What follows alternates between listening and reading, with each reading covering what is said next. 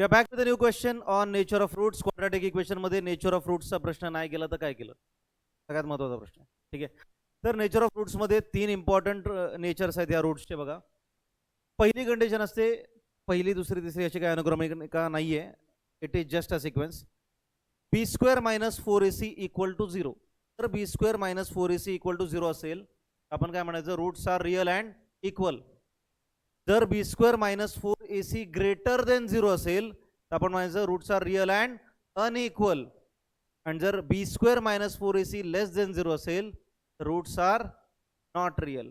Roots are not real. Okay, चला start करूया आपण. इथे नेचर ऑफ रूट्स विचारलेलं आहे युजिंग डिस्क्रिमिनंट. डिस्क्रिमिनंट म्हणजेच बी square minus 4ac.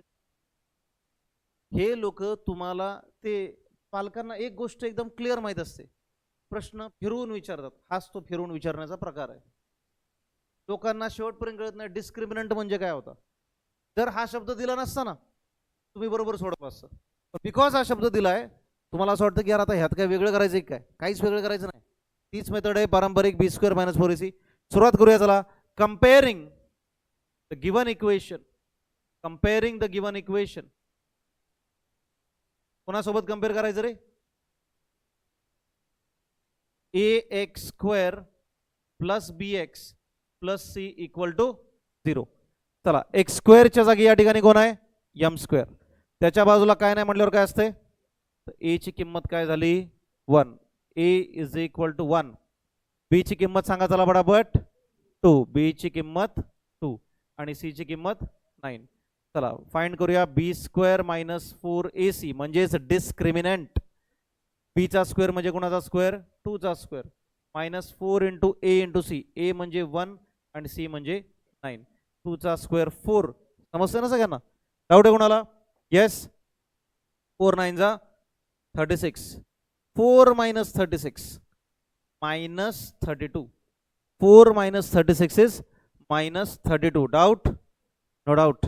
All right, थोडं पुढे जाऊया.